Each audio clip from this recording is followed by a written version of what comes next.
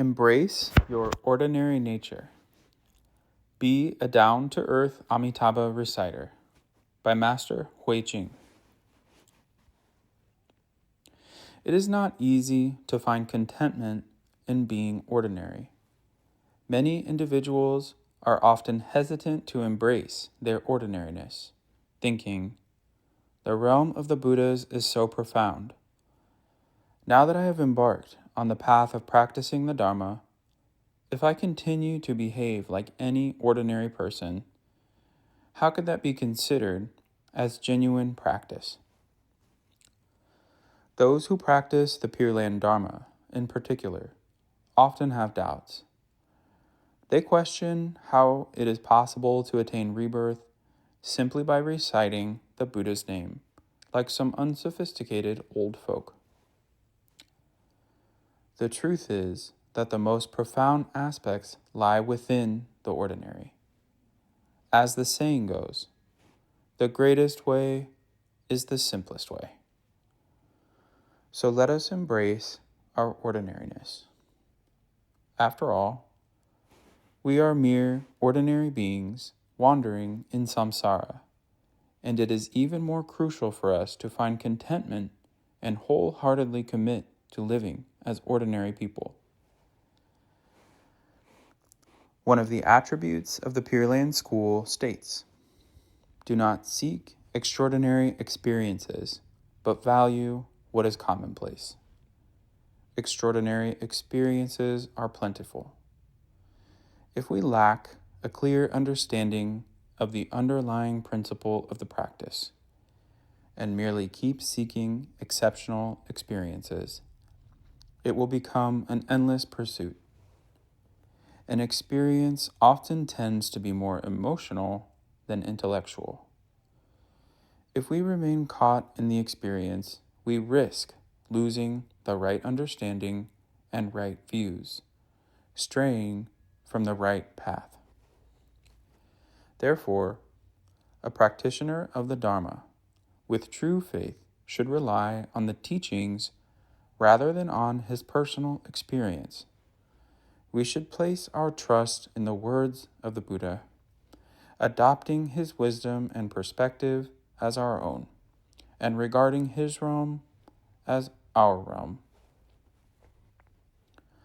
Let's consider what a person who has awakened to his Buddha nature would be like. He would undoubtedly be very calm, serene, and steady, without any pretense or a sense of superiority. He would treat others as equals. Therefore, we should not think that simply reciting the Buddha's name is ordinary and insignificant. Nor should we envy those who possess extraordinary knowledge or the ability to communicate with spirits and access the spiritual realm. We must not entertain such thoughts. Instead, we should firmly embrace our ordinary nature. You should know that once you lose your sense of ordinariness, you will enter an extraordinary and rough territory. It will become impossible to lead an ordinary life again.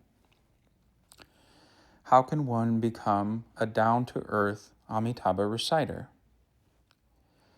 Being down-to-earth means living in accordance with one's true nature and status. It requires consistency in our conduct, regardless of whether we are in public or private.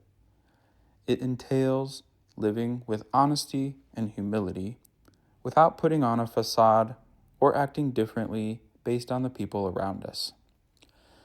A down-to-earth Buddha reciter is someone who leads an ordinary, unpretentious, and uncomplicated life. A Buddha reciter must confront his true self honestly. As Master Shandao said, one must deeply believe that one is an iniquitous, ordinary being. Only through such self-awareness can we get real benefits. That is what we refer to as having deep faith in the true nature of sentient beings. which connects us with our authentic state. By reciting the Buddha's name in such a state, without any pretense, we wholeheartedly rely on Amitabha's deliverance. Whatever aptitude and capacity we possess, we should recite the Buddha's name according to that aptitude and capacity. Recognizing our ordinary existence, we accept ourselves as ordinary beings. There is no need to act like advanced practitioners or bodhisattvas.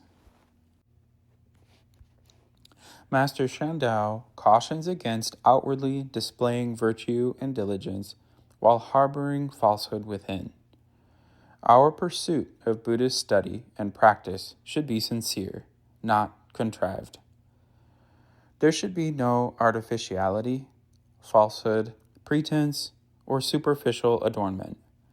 This is the essence of being down to earth. The ancient masters said, "The world is an illusion. Only the Buddha is true." Hence, practitioners of Amitabha recitation should approach worldly matters with detachment. We did not bring anything into this world at birth, and take nothing with us upon death.